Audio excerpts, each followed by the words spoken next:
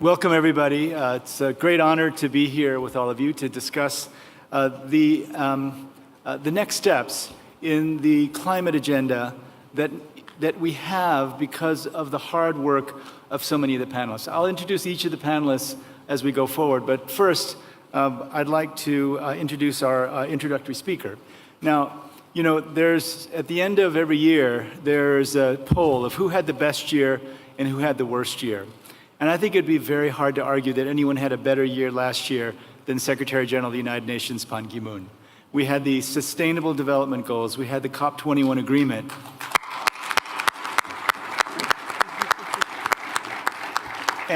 And having worked closely with him for 3.5 years, I can tell you that he put his own neck on the line. He put all his political capital into making sure that he left the world with these historic, important agreements. So without further ado, I'd like to introduce the Secretary General of the United Nations, Secretary General Ban Ki-moon.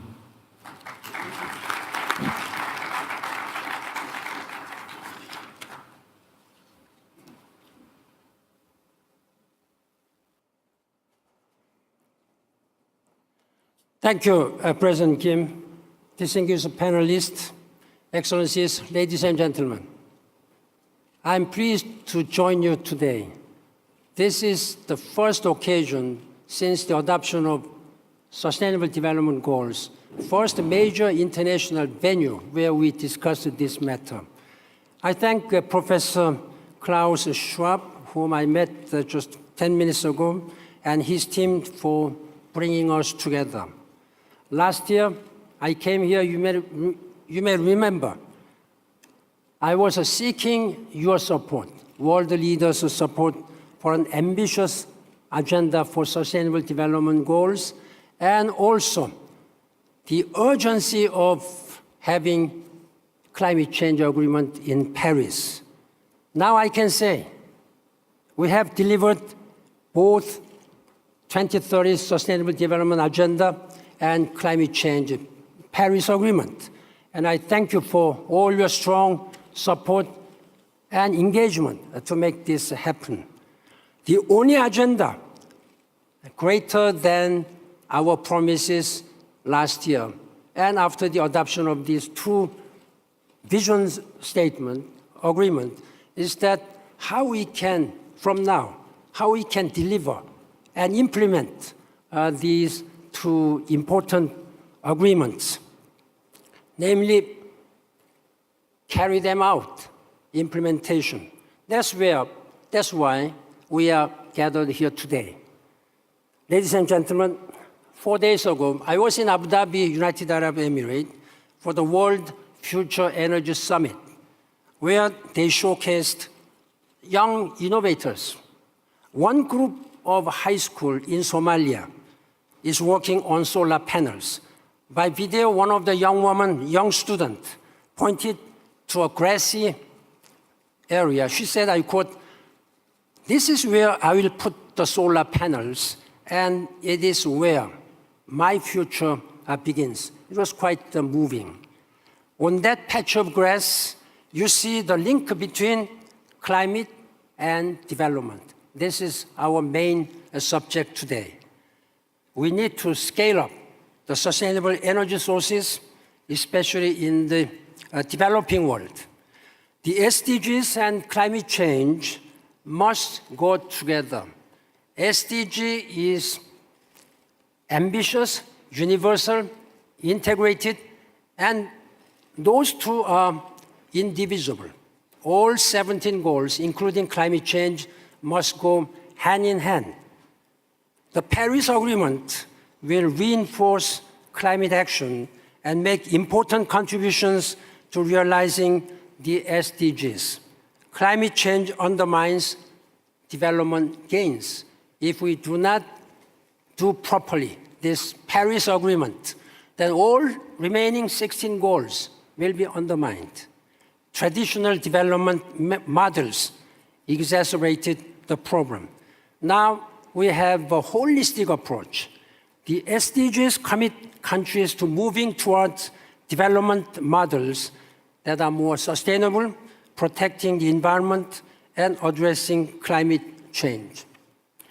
Ladies and gentlemen, Another nexus between climate change and development is disaster risk reduction. All countries have to be concerned about natural disasters. Natural disasters, this will again undermine all of our gains, whatever we might have been doing. Just surprisingly, the United Nations headquarters a few years ago was flooded by this Storm Sandy. Right near this forum, snow and avalanche experts are developing new flood prediction models that reflect the changing climate. Around the world, more and more people understand that climate resilience supports progress. Trillions of dollars will be invested in infrastructure in the coming years. Governments and private sector must align their investment and infrastructure with the goal to limit global temperature rise well below 2 degrees centigrade and even below 1.5 degrees, as was agreed in Paris. The Paris Agreement gives the private sector an unprecedented opportunity to create clean energy, climate-resilient economies. Governments have agreed on transparent rules of the road to monitor progress, enhance accountability, and foster a race to the top of climate ambition.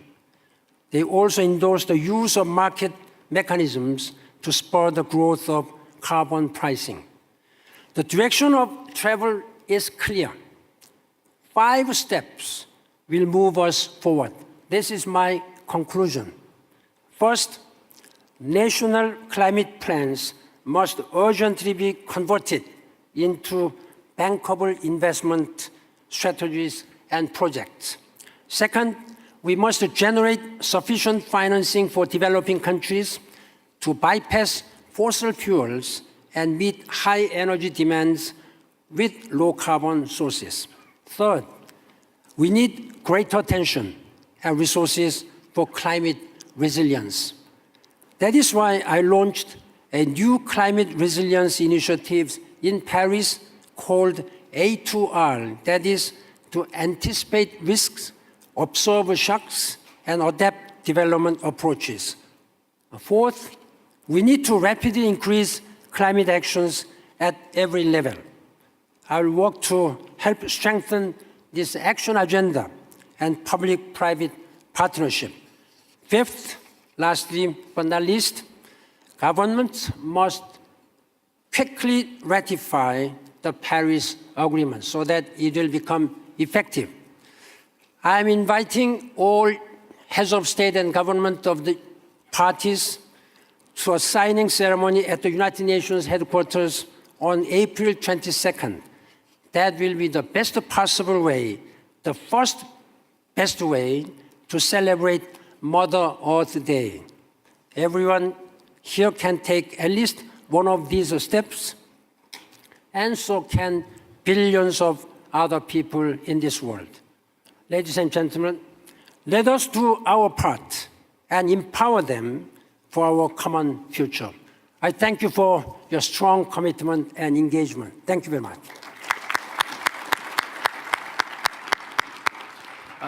Thank you so much, Secretary General. I want to move now to really pay tribute to the French government. I mean, you know, I remember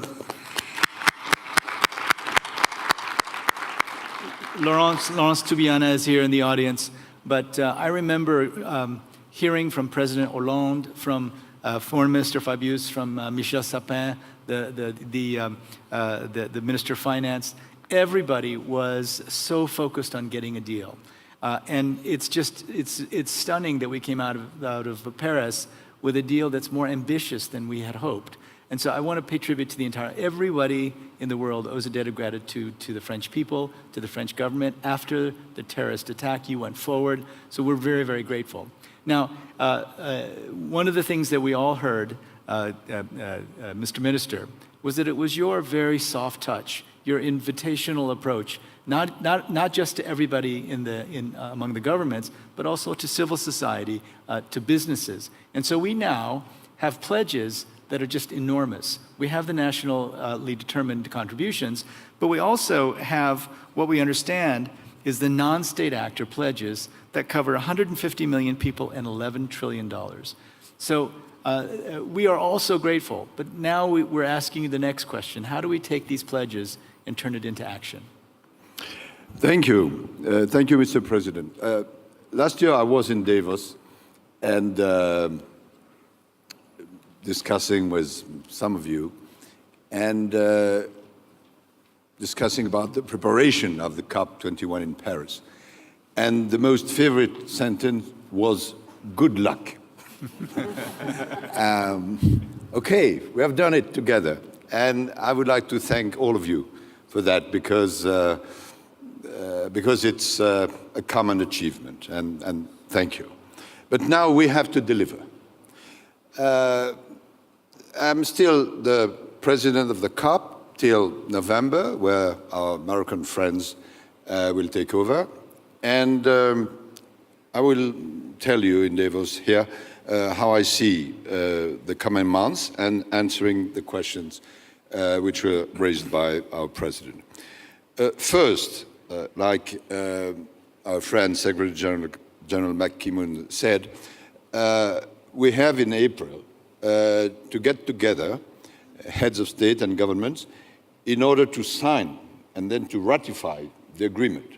We have to have 55 countries representing at least 55% of the greenhouse gas emission in order the Paris Agreement to take into force. Therefore, it's the first thing, April. Second, in May, we shall have a meeting with all the nations in order to get into the details of the Paris Agreement. The Paris Agreement, it's on the one hand an international agreement, 29 articles, and a decision with 140 bullets. But there are still some elements which have to be precise. What does mean transparency? How do we report? And so on and so forth. And therefore, in May, we have to work about that in order to be precise. Then we shall have, and I answer to your questions, to implement both state agreements and non-governmental actors agreement. About interstate agreements, there are a lot of things that we are committed to do. For instance, we have said, and we must deliver, that rich countries must give money for climate to developing countries, and we have to give money and to check. We have to invest in Africa, I take this example, in order to launch a large electricity program for Africa. We have to launch the program that we call a cruise program. The idea is to have an early warning system to warn the populations, especially in the small islands and in difficult areas, that typhoons are coming and so on. Therefore, a lot of things. We have to work on states, on two important sectors which are out of the Paris Agreement, but which are very important. Airplane transportation and maritime transportation, which are emitting a lot of greenhouse gas. And it is not included in the Paris Agreement because of many reasons. Therefore, we have to work on that in 2016 because it's growing and it's a real problem. Then, about non-state actors. Both its local authorities, and there are a lot of commitments by regions, by cities, and we have to check that they are implemented.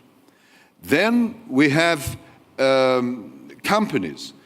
Paul is doing a wonderful job, and you have to keep on, Paul, because the many and ambitious commitments that have been taken by the different companies have to be implemented. And we have to take that, if I may say so, together.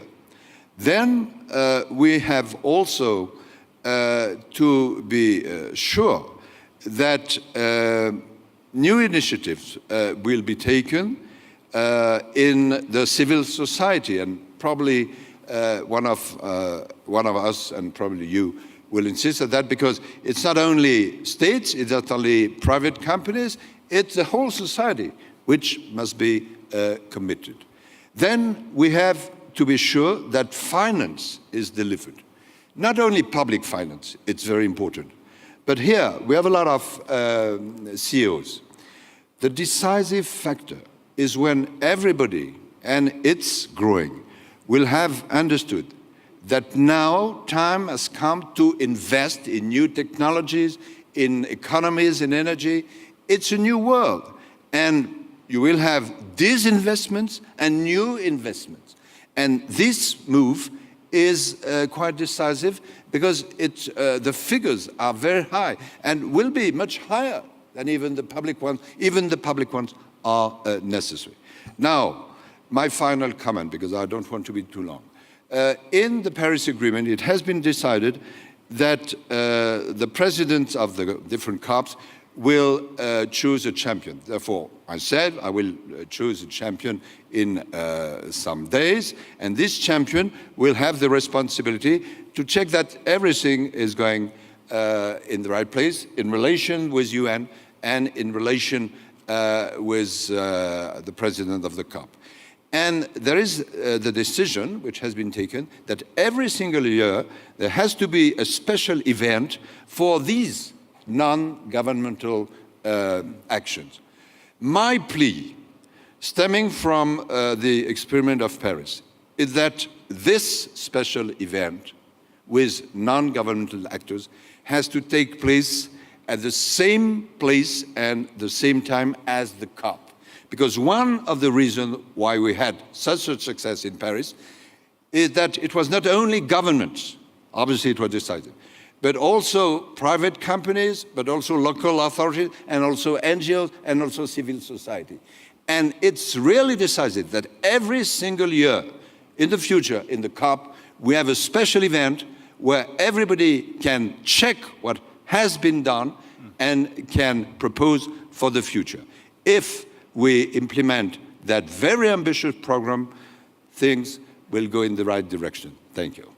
Thank you, Mr. Fabius.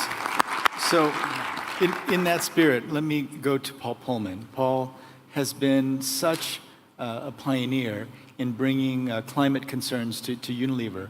And I'm amazed, Paul, you show up in so many places where we're talking about climate change, pandemics, and you're still running this huge company extremely well.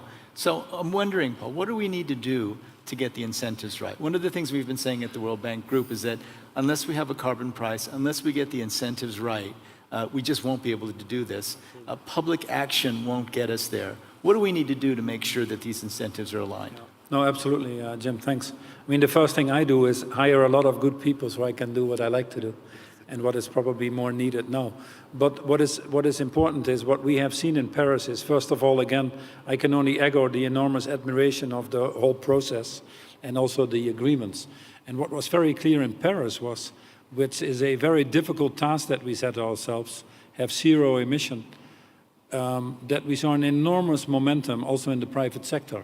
Because I think at that moment, more than ever, because it was so focused on a specific issue, the private sector understood not only what the enormous costs were or threats to their business models by not acting, but even more importantly, the enormous opportunities by changing our system. And it was not surprising that you got millions of companies calling for a price on carbon, that we got commitments from the UN Global Compact members, the World Business Council members, the WEF, and many others that added up to quite significant commitments that probably gave the politicians more courage than they otherwise would have had to come to a satisfactory agreement, at least a good start of where we need to go.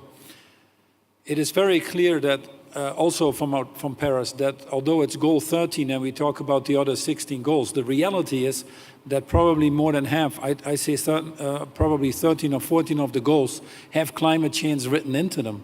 If you look at the goals of forestry or oceans or the development goals, the partnership, I would even say the goal number 16 of fragile states, etc. So climate change permeates the whole sustainable development goals, and that makes it easier, I think, to link it now quite actively and fast to the SDGs. What is very clear is that the cost of this is 2 to 3 trillion a year just to implement the SDG agenda. ODA is 140 million, some other pledges that are made. It cannot happen if we don't unlock the enormous amounts of money in the private sector. And the private sector also understands increasingly more so that there is no business case in enduring poverty, that they have to get involved. And also that they have to take more responsibility.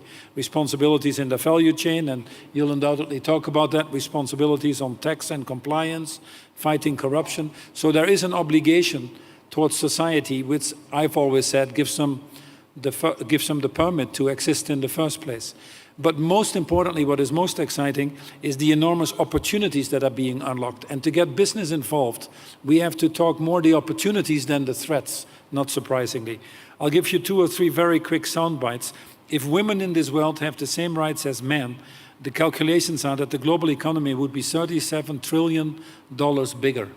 If the energy situation, hopefully sustainable energy situation, would be given to all the people, that's 18 trillion. If we give the people decent homing with urbanization, the population growth, the cities that we need to build, those are investments of 90 trillion. And the way we do this is going to decide how we're going to live in the future. So we'll put a lot of emphasis on making this business case a case of opportunity, and many businesses are starting to understand that. What are some of the, very quickly, 3 things that need to be worked at? One of them is the market inefficiencies. We have a lot of market inefficiencies. A good example is the per-first subsidies that we still have on fuel. That's about 600 to 800 billion. We don't price carbon. So business reacts very quickly and very efficiently to the right market signals there. So market inefficiency would be the one. The second one is to build on existing market momentum. And we will be looking at that. You have been a great champion and part of the Gavi momentum, the tropical forest momentum that we have created, the Paris Pledge momentum. So as Minister Fabio said, we have to build on that momentum and enroll more people into that. And the final thing is we have to get into the inefficiencies of our financing system. It is very clear that everybody sees the benefit of solving the total system, but the costs are carried by a certain part and the benefits fall to another part. So how can we look at blended financing and all the other things? And that is going to be a very important part. Just one statistic, ODA is 140 billion in this world. But if you just look at the capital that is available in the capital markets, you're talking about 200 trillion. I'm talking about the pension funds and all the other things. One of the things we've announced today, and that's why it's an important day, first of all, the Secretary General has announced the SDG advocates. I'm honored to be one of those, but we will rally the SDG advocates to keep this very high on the agenda, and they're amazing people. And the second thing is we've announced the creation of the Commission for Business and Sustainable Development under the chairmanship of Mark Malloch-Brown. And that commission has as task to make the business case, because it is confusing for many of the CEOs, it's a broad agenda, to make the business case. My ideal goal will be that everybody will run its business plan and its objectives along the Sustainable Development Goals, that we would actually publish our annual reports to show what contributions we make to the Sustainable Development Goals. And then that commission will look at creative partnerships, new business models, and the financing side. So I hope that certainly will create the momentum. But ultimately, we will be held accountable for what we obviously achieve, not for what we say. So we will be looking at clear measurements, transparency, accountability as we move this process forward. Thank you. Thanks so much, Paul. Great. You mentioned the Tropical Forest Alliance. Prime Minister Solberg, again, you've been such a great champion and such a supporter of COP21 and the climate agreements. The Norwegian International Climate and Forest Initiative has made huge commitments and continues to support countries. How are you working with the Tropical Forest Alliance, and why all the emphasis on forests from your government? Well, it comes out of a national political compromise in 2008, and by a good activism from NGOs saying that we should do something that really counted. And of course, you can, as a small country, do higher petrol prices and all of those things that we already do. But you know, saving the rainforests is the biggest contribution you can do. So we made an all-party agreement that we should fund this. It was slow in the beginning. But we now have a very good program saying that we pay for results. So we have an agreement with Brazil. We are working on other Amazonian countries. We are doing it with Indonesia. We are doing it in West Africa. We are looking at Congo and to see if we can do something there. Of course, but we are not paying without seeing the results. That means that we are building up a structure and learning from that with local authorities, with the government. They have to monitor, they have to find ways, and the money we are paying for the results is going back to projects in the same regions so that people can have another livelihood. And it's a practical way of doing it, but it has great impact. And of course, it's mainly done by the countries themselves.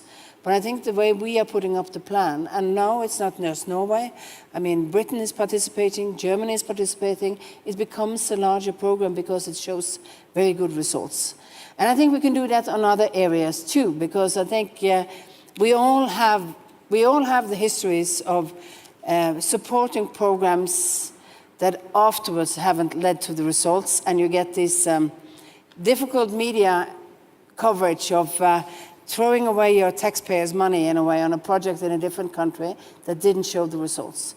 So we are trying to put that together with the World Bank on education, on other areas, to make sure that maybe the new way of giving support is to have a scheme where you're delivering the results and you're getting a benefit back, and especially when it comes to resources. Resource, because basically we will never manage to reach the targets of the Paris Accord if we don't at the same time create jobs and more social fairness in the world. If we don't reach the SDGs, if we don't manage this, it will not be possible. Because then a lot of countries will look for cutting down forests, and not doing the investments in decarbonizing their economy, because it will mean losing jobs. So we have to find alternative ways of creating those jobs. And in an international world, where some of us have lived in countries where we are plentiful, with good economics, it's important to understand that every other person in the world has the same ambitions as we have. Sure. And we have to make this world a bit more fair. And that's why we look at new types of mechanisms to do that.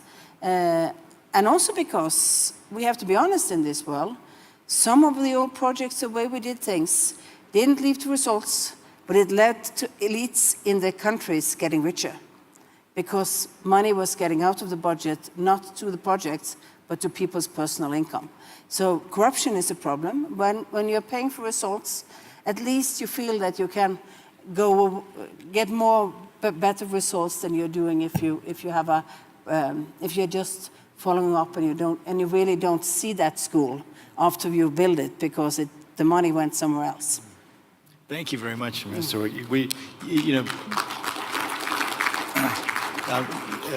With the support of the Norwegian government over many years, we've built this program for results that has worked in health and education, and we're expanding it now. Prime Minister Duncan, you and President Ouattara have been very forward-leaning. You've really put together an ambitious plan for Côte d'Ivoire to the UNFCCC. And in order to achieve the targets, it's going to require quite a bit of money, something like $2.7 billion. So with this group, and some of it will be through public-private partnerships. So with this group here, how will you and President Ouattara and the government of Côte d'Ivoire make the case that investing in climate-related investments in Côte d'Ivoire is in fact a good investment? Well, thank you, President. I think the amount is higher. Okay. Not More than 2.7. Yeah. 2.7 billion to start. Okay. It must be around, if you take the period from now to 2030, I think the amount is around 30 billion US dollar. Well, but I would first like to congratulate again the French government for the success of COP21, and mainly our friend, Prime Minister Fabius. The commitment made by Côte d'Ivoire is that from now to 2013, there will be a decrease of about 28%, our contribution to the deterioration of the climate. So we have to decrease by 28%. Well, we have to work on, let's say, 4 main areas. The first one is agriculture, of course. You know that we are the world's largest producer of cocoa, with 1.8 million tons a year. But I would say that the production eats a lot of forest. How to do so that we'll not cut the forest in Côte d'Ivoire? We have to have an agriculture which should be friendly, I would say, with the environment. Well, in that case, we have to use more fertilizer, to use less land, to use more irrigation, and well, mechanization. If you do that, we can have the same production or within lesser land in Côte d'Ivoire. That is not for cocoa, but for all the agriculture. We have a program called the five-year agriculture program of about $4 billion US. 60% will be contribution from the private sector. And Mr. Paulman of Unilever are contributing to the private sector financing. Well, the other sector is deforestation, of course. The share of the forest in Côte d'Ivoire has come down to 13%. Our goal is to increase it to 20%. So we have to plant more trees and so on, so that we'll have more forest in Côte d'Ivoire. Well, and then the third sector is transportation. We have to modernize our park of vehicles in Côte d'Ivoire. 50,000 vehicles will be changed in Côte d'Ivoire, trucks, cars, and so on. And we have to done it within 10 years. And finally, of course, is the energy sector. We want to change the energy mix in Côte d'Ivoire. Well, now the production is 2,000 megawatt. From now to 2020, we want to reach 4,000 megawatt. We have to double the production because Côte d'Ivoire supplies electricity to the neighboring countries. 5 neighboring countries already. And then within 2 years, 3 other neighboring countries, that will be 8. So we have to supply our needs, but also to contribute to give electricity to the sub-region. Well, the energy mix is, for the time being, 65% comes from the gas we produce offshore, and 35% hydropower. We want to do that by 2020. The energy mix will be 60% from hydropower and 30% only by gas, thermal power plant. But 10% will be by renewable, mainly, of course, sun, but also using biomass in the region. So that's our scheme for the coming years.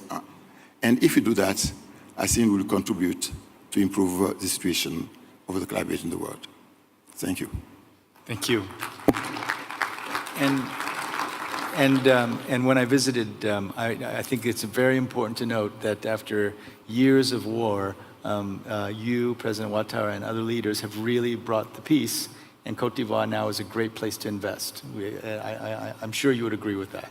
Yeah. Well, thank you for that, because you are I would say, the teacher. of Côte d'Ivoire as a World Bank manager. Well, over the 4 past years, GDP grows at a rate of 9%, an average of 9% each year in Côte d'Ivoire. But our goal is that this year, in 2016, we want to have a double-digit growth, despite the drop in the price of oil, because we want to diversify the agricultural sector. Paul Poman investing in the sector of agriculture in Côte d'Ivoire. And also we want to have more infrastructure in Côte d'Ivoire, mainly in the port, airports, and also road and highways, and regional highways, linking, for instance, Côte d'Ivoire to Nigeria by a toll highway of a length of 1,000 kilometers. And also we have to lease with Ouagadougou in the north of Côte d'Ivoire. So there is a lot of potential for development. But the engine of the economy is and will remain the private sector. In last year, the private sector contributed to 62% of the investment made in Côte d'Ivoire. Our goal is that by 2020, the contribution should reach 70%. So that's the reason why we're improving the environment of business in Côte d'Ivoire. And you know that we have ranked among the 10 best reformers in the world in 2014 and 2015 as far as doing business is concerned. Thank you. Good business environment, double-digit growth, excellent governance. President Ouattara is a former deputy managing director of the IMF. You heard it here. Côte d'Ivoire is a great place for you to invest your dollars in the future. Thank you. Thank you. Sharon Burrow, one of my heroes. We argue on certain occasions, but you have been so clear, so honest, such a great advocate for working people. General Secretary of the International Trade Union Confederation. You've advocated for multilateral partnerships to deliver green growth and decent, good green jobs. What can we do now with all the interest from civil society around COP21? What do we need to do to take it forward in a way that we do work in these partnerships? Well, the world's reached a tipping point. Jim, you know it better than anybody. We cannot have a future that's based on inequality or climate devastation, or we all lose. So there's no doubt, Mr. Fabius, Secretary General, that 2015 was an historic year. If you take the decisions around Sustainable Development Goals and the climate agreement, then this charts a pathway, if we're ambitious enough, for a zero carbon, zero poverty world. That's something we have to understand is realisable, but only if there is incredible systems change. This will require an industrial transformation on a scale that we've not seen before in our lifetimes. And it will be faster than any industrial revolution we've faced to date. Indeed, the Swedish Prime Minister has been advocating a new global deal here this week, and that's what it will take. We support that. We want all of you to support that. We want governments to sign on. For us, it's simple. For workers, there are no jobs on a dead planet. And this is much more than a slogan. We're seeing the loss of lives and livelihoods already from climate devastation and the desperation of a global economy that is not working for working people in terms of distribution of wealth or safe and secure jobs. So we know that there are great jobs in the transition. There are great numbers of jobs in the transition. In fact, just the infrastructure spend we require, we must lift our game. But if we are serious about, $7 trillion a year, that's money that will generate jobs.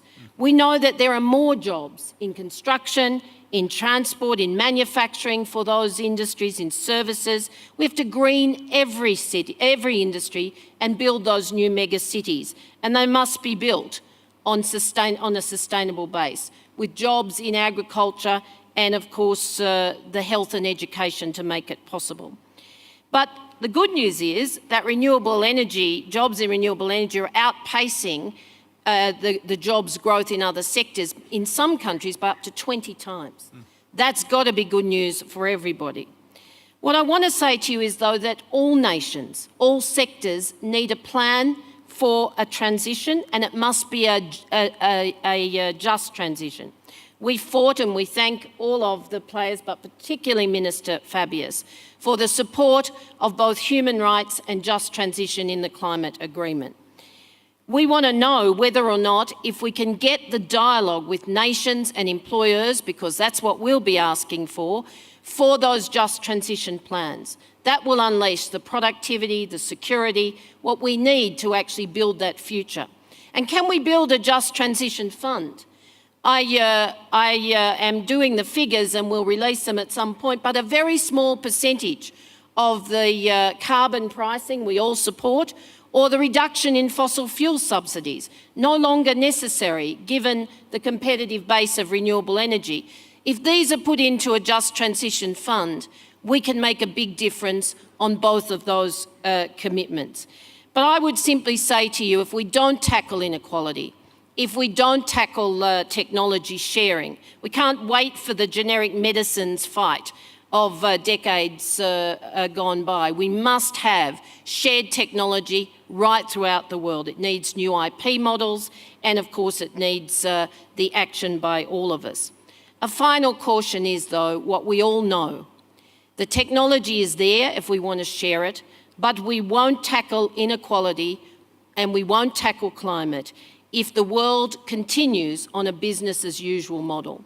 If the 1% have all the wealth, if the global trading models based on supply chains that continue to in fact attack human and labour rights and decry environmental standards, then nobody wins. So we will also use our capital.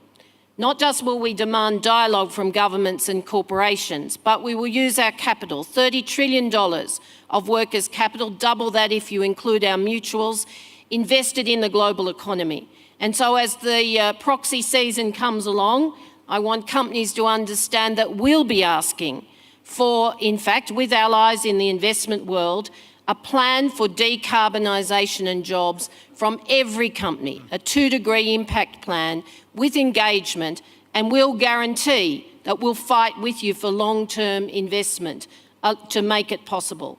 But if and only if companies are prepared to have the plan to make the transition. It will take all of us. Collective action is the only way we can get to that zero carbon, zero poverty future. Excellent. Thank you, Sharon.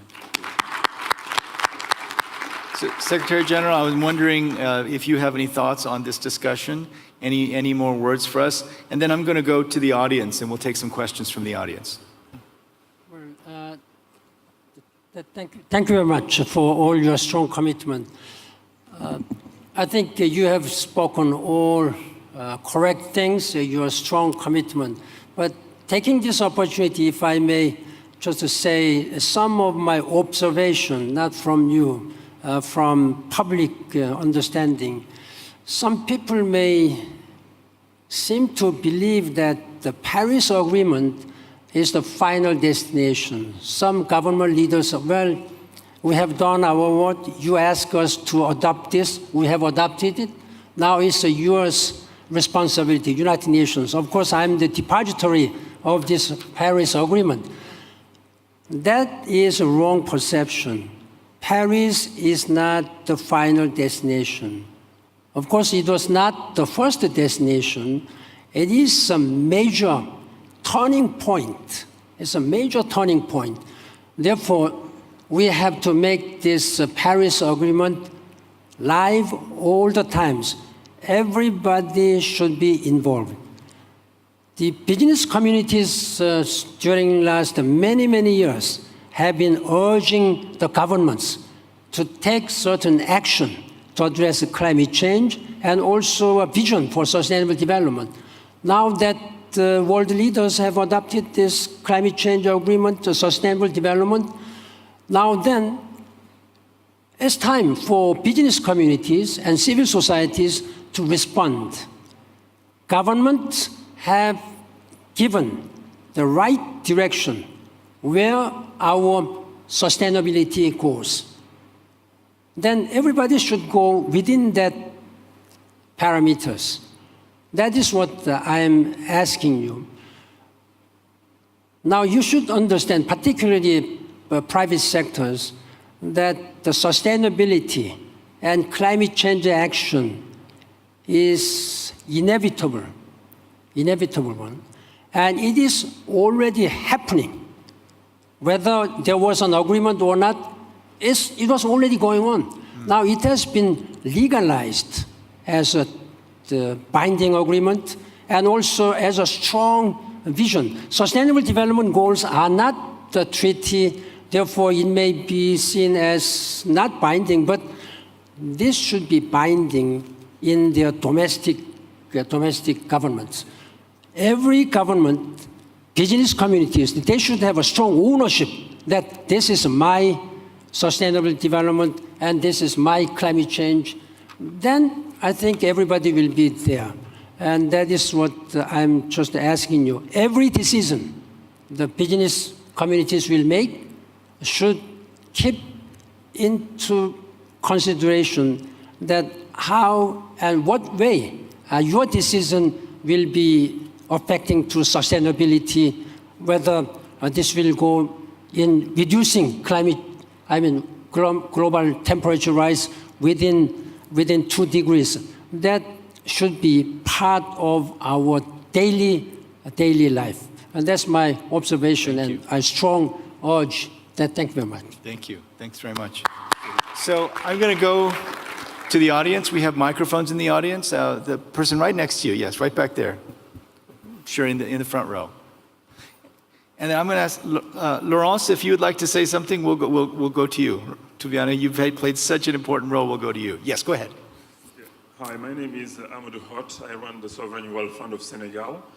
Recently, we closed the first solar project in Senegal, 30 megawatt, 5% of the existing capacity, 1 month after COP21. In 9 months, we'll deliver the plant to the national grid. Thanks to Proparco of France, and thanks to an infrastructure fund from Paris as well. My worry, though, is the fact that oil prices are going down.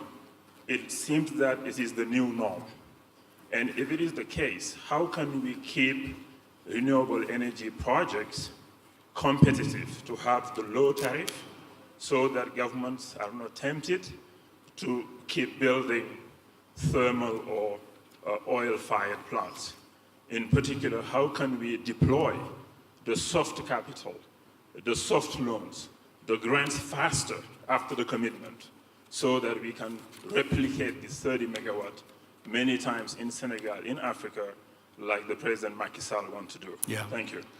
That's a great question. And also, I want to point out, Senegal is another fantastic place for innovation. President Macky Sall was one of the great leaders in supporting COP21 and also ensuring that Africa had a role. And it's a great question. Paul, do you want to take that question? I've got some ideas, but why don't you? It's not an easy question, and I would be the last one to pretend I have the answer. But there are 2 or 3 things that are important right now, and one of them I've mentioned already. With the oil prices so low, it is important to get really out of all these subsidies. There are many of these subsidies around that actually work against what the same governments or others are trying to do. This is the moment. The price is exceptionally low. That puts a little pressure on there, but this is a moment. The second thing which is important is that governments stick to the same policies. Business got a clear signal that we want to decarbonize. There were some timelines. It's even a 1.5 degrees coming into Paris. Government policies have to give clear signals. We've seen some countries wavering on the policies towards the conversion to green energy or not. We've seen it in some countries in Europe. So if business makes these investments, then gets a different direction, uncertainty creeps in, and it will take 5 or 10 years to correct. So these 2 things have to be consistent. And then the third area is we have to be able to calculate now, and which we can do in the age of transparency, the cost benefit across a total value chain, and then be creative in different types of financing. We've seen some great initiatives coming out around energy, also on the innovation side, by the world's billionaires, which is one of them, but there are many other ones, and we should lock them in with concrete projects in countries to move them forward. And I think there's a lot of appetite for that. So if I could, Prime Minister Duncan. Maybe what I would like to add is that the solar, as he mentioned, is really important. But also maybe you have to work for the time being also on the biomass in our country. I mentioned that in Côte d'Ivoire, we have about 12 million tons of waste. When you produce, for instance, cocoa, you just use the beans. The other is sold out. But when you produce banana, you don't use the trunk. But what we are trying to do is to use that to produce electricity. It was just waste, it's not costly, but you can use also not only solar, but also biomass. Maybe that's one of the ways to work on. Because I think that in Senegal, you produce also, how do you say, peanuts. And there are some waste that can be used to produce electricity. Okay, thank you. So let me, we've just had a meeting with the heads of all the multilateral development banks. And one of the things I spoke about with the new president of the African Development Bank, Akinwumi Adesina, is that we really have to change the financing picture. What we're talking about now is, can we create funds that use blended finance? For example, if you take partial grant funding and then we go to the capital markets and raise what we can usually raise, 15-year money at 3%, and then you blend the finance, then it can turn into one of our concessional instruments, 40-year money at 0%. I think at that point, given the drop in prices of solar, given the availability of wind, given the potential of geothermal and also hydroelectric power, I think that we can really change the incentives for African governments, for example, to begin investing massively. We believe that the grid should be built, but in the meantime, the promise of solar and wind-based microgrids and mini-grids, even solar farms in villages, I think is enormous. But we really believe we have to change the incentives. We have to find a way of using blended finance with like-minded donors to make it a win-win proposition. Now, in the 3.5 short years that I've been president of the World Bank, the price of solar went from 15 cents a kilowatt hour now to 3.5 cents a kilowatt hour. So we're there, and I think if we make the financing available, we're going to see a rapid increase in demand in places like Senegal. That's what the hope is. Now, I want to give a chance to Laurence. She has been such an incredible champion of the... Go ahead, Sharon. Can I just say something to the government of Senegal? Sure. It's just congratulations, because you're one of the few countries in the world that has a national climate committee, and it's got all of the actors on it. And when I hear a trade union leader, Modi Giro in this case, talk about the circular economy and collective bargaining on resource productivity, which will be the jobs that we'll be investing in the future, then this is a country that is actually setting a model that we want others to follow. So thank you and congratulations, and you have our support. And so quite apart from the de-risking process that we're seeing everywhere, we want to just say that it is a risk not to invest in Côte d'Ivoire and Senegal for those who want strong returns. Okay, thank you. Right. Laurence, Okay. do you have a microphone right here? Oh.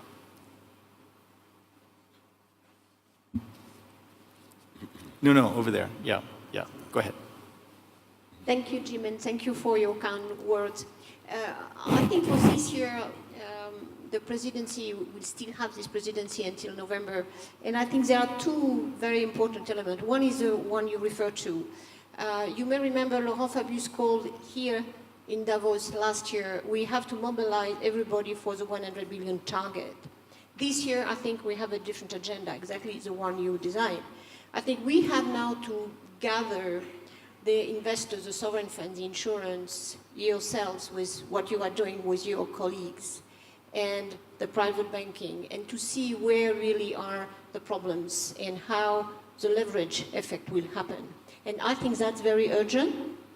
I know that Laurent Fabius wants this to happen. We have to have this conversation flowing, and to really now that everybody is really wanting to implement this Paris Agreement, do that conversation this year. The second element is we invited through the Paris Agreement the countries to deliver their long-term decarbonization strategies, to just give the long-term signal, not only the short-term or even the INDC 2030. I think a big thing is the companies doing the same. We need to know where the companies see their future in 30, 40 years' time, if they want to be consistent with a 2°C, below 2°C strategy. So I think that is important because we have to have this dialogue to understand the depths of the transformation. So this year, if we could have companies putting forward, and some has done already, what does it take to implement Paris Agreement from their point of view, of their business model, of their value chain, I think that would be great. Great. Thank you, Lawrence. Very good. We're out of time, but I was wondering if anyone had some last comments. Prime Minister Solberg. I would just like to say a little bit to the Senegal issue. I mean, we are an oil-producing country. We probably have much higher carbon prices in Norway than Senegal has. Of course, we have a higher standard of living. But I mean, this is the best time for cutting subsidies, but also for, in fact, implementing the Addis Ababa discussion, increasing taxation in your own countries to make sure that you have money to spend. And of course, a CO2 tax, a carbon tax now, done in local countries, since we all have to deliver on our aims for 2030, we have to have national policy. I would have liked to see a price on carbon based on the world. In Europe, we have the ETS scheme, of course. But I mean, you have to give answers now how to reach the 2030 indicative goals for your own countries. And I think it's a good time to discuss also how do we finance our own budgets? Which resources should we use taxation on? And of course, those resources that are polluting and part of the climate problem should be taxed more in the world, even if we are an oil-producing country. Minister Fabius, again, such a hero of ours. You kept the whole talk together. Wondering if you have any last thoughts for this audience. Two observations. First, about carbon pricing. I think it's a major issue. Because today, if we simplify, when you pollute, you have subsidies, and when you don't pollute, you pay high prices. It's not really reasonable. Therefore, we shall have in 2017 at least 3 major zones where we shall have carbon pricing. China, we shall have Canada, we shall have Europe, and hopefully some others. And I think we have to act in order to develop and to foster this carbon pricing, because it will change the mix and will make it easier. Now, my final comment.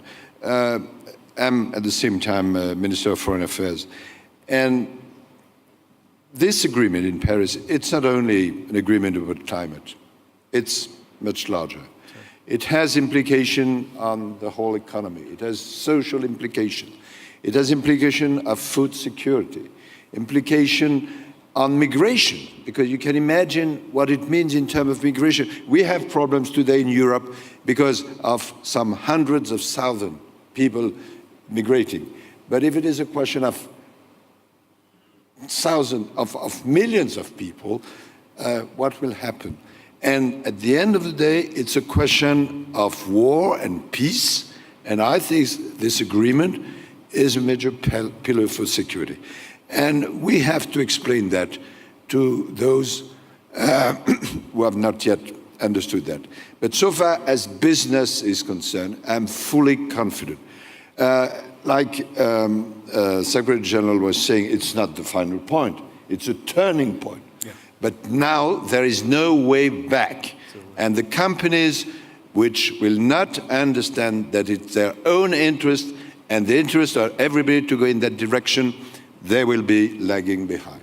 Thank you so much. We're out of time, but let me just leave you with this thought.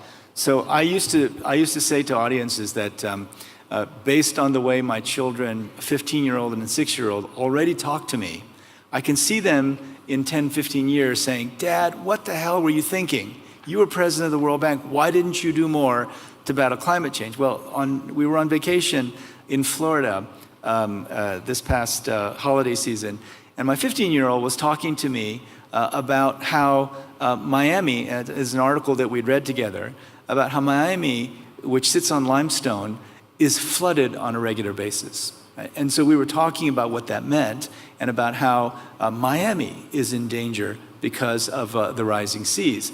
And then all of a sudden, my 6-year-old blurted out from the back seat, "Dad, you got to do more about climate change." So it's not 10 years in the future. It's not 15 years in the future. It's right now. And let me just say to the private sector people in the audience, if you're not working with an internal price in carbon, you should start tomorrow. China is going to have a national carbon trading system by 2017. And if you're not prepared to think about low carbon solutions in your dealings with China, and my guess is that just about everyone in the world wants to do business with China, then you're going to be at a disadvantage. It's coming. There's no doubt that the momentum is with us. We're so grateful to all the panelists for taking us forward. We thank you for your attention, and please pay attention. And as the Secretary General said, this is just the beginning. Thank you.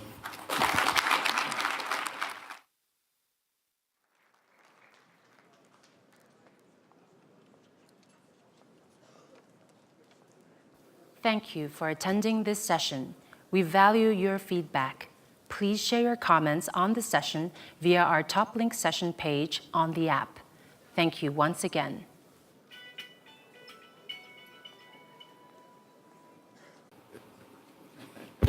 Welcome, everybody. It's a great honor to be here with all of you to discuss the next steps in the climate agenda that we have because of the hard work of so many of the panelists. I'll introduce each of the panelists as we go forward, but first, I'd like to introduce our introductory speaker. Now, you know, at the end of every year, there's a poll of who had the best year and who had the worst year. And I think it'd be very hard to argue that anyone had a better year last year than Secretary General of the United Nations, Ban Ki-moon. We had the Sustainable Development Goals, we had the COP21 agreement.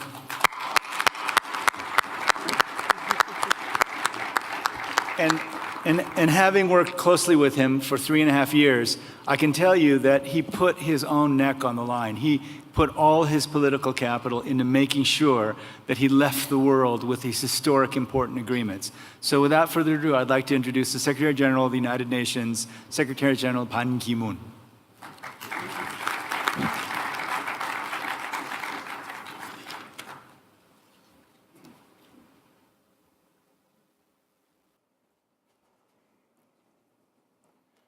Thank you, President Kim, distinguished panelists, Excellencies, ladies and gentlemen. I'm pleased to join you today. This is the first occasion since the adoption of Sustainable Development Goals, first major international venue where we discussed this matter. I thank Professor Klaus Schwab, whom I met just 10 minutes ago, and his team for bringing us together. Last year, I came here, you may remember, I was seeking your support, world leaders' support for an ambitious agenda for Sustainable Development Goals, and also the urgency of having climate change agreement in Paris, realizing the SDGs. Climate change undermines development gains. If we do not do properly this Paris Agreement, then all remaining 16 goals will be undermined. Traditional development models exacerbated the problem. Now we have a holistic approach. The SDGs commit countries to moving towards development models that are more sustainable, protecting the environment, and addressing climate change. Ladies and gentlemen, another nexus between climate change and development is disaster risk reduction. All countries have to be concerned about natural disasters. Natural disasters, this will again undermine all of our gains, whatever we might have been doing. Just surprisingly, the United Nations headquarters a few years ago was flooded. by this Storm Sandy. Right near this forum, snow and avalanche experts are developing new flood prediction models that reflect the changing climate. Around the world, more and more people understand that climate resilience supports progress. Trillions of dollars will be invested in infrastructure in the coming years. Governments and private sector must align their investment and infrastructure with the goal to limit global temperature rise well below 2 degrees centigrade and even below 1.5 degrees, as was agreed in Paris. The Paris Agreement gives the private sector an unprecedented opportunity to create clean energy, climate-resilient economies. Governments have agreed on transparent rules of the road to monitor progress, enhance accountability, and foster a race to the top of climate ambition. They also endorse the use of market mechanisms to spur the growth of carbon pricing. The direction of travel is clear. 5 steps will move us forward. This is my conclusion. First, national climate plans must urgently be converted into bankable investment strategies and projects. Second, we must generate sufficient financing for developing countries to bypass fossil fuels and meet high energy demands with low carbon sources. Third, we need greater attention and resources for climate resilience. That is why I launched a new climate resilience initiative in Paris called A2R, that is to anticipate risks, observe shocks, and adapt development approaches. Fourth, we need to rapidly increase climate actions at every level. I will work to help strengthen this action agenda and public-private partnership. Fifth, lastly but not least, governments must quickly ratify the Paris Agreement so that it will become effective. I am inviting all heads of state and government of the parties to a signing ceremony at the United Nations headquarters on April 22nd. That will be the best possible way, the first best way to celebrate Mother Earth Day. Everyone here can take at least one of these steps, and so can billions of other people in this world. Ladies and gentlemen, let us do our part and empower them for our common future. I thank you for your strong commitment and engagement. Thank you very much.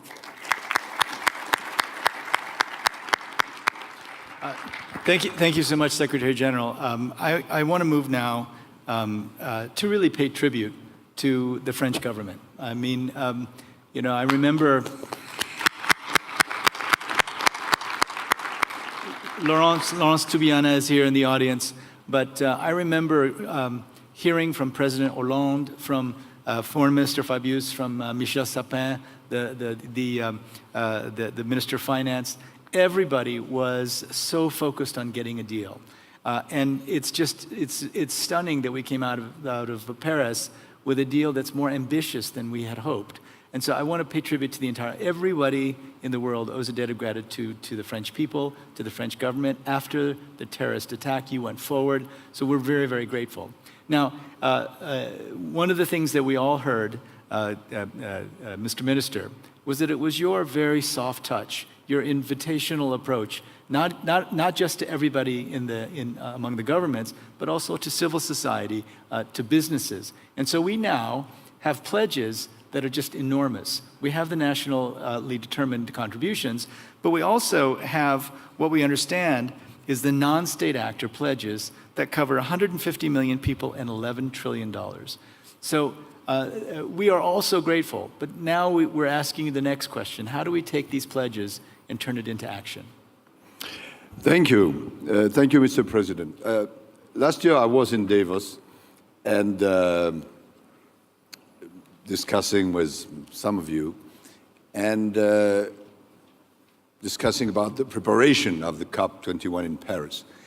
And the most favorite sentence was, "Good luck." Okay, we have done it together. And I would like to thank all of you for that, because it's a common achievement, and thank you. Now I can say we have delivered both 2030 Sustainable Development Agenda and climate change Paris Agreement. And I thank you for all your strong support and engagement to make this happen. The only agenda greater than our promises last year and after the adoption of these two vision statement agreement is that how we can, from now, how we can deliver and implement these two important agreements, namely carry them out, implementation. That's why we are gathered here today. Ladies and gentlemen, 4 days ago, I was in Abu Dhabi, United Arab Emirates, for the World Future Energy Summit, where they showcased young innovators. One group of high school in Somalia is working on solar panels. By video, one of the young student, pointed to a grassy area. She said, I quote, "This is where I will put the solar panels, and it is where my future begins." It was quite moving. On that patch of grass, you see the link between climate and development. This is our main subject today. We need to scale up the sustainable energy sources, especially in the developing world. The SDGs and climate change must go together. SDG is ambitious, universal, integrated, and those two are indivisible. All 17 goals, including climate change, must go hand in hand. The Paris Agreement will reinforce climate action and make important contributions to realize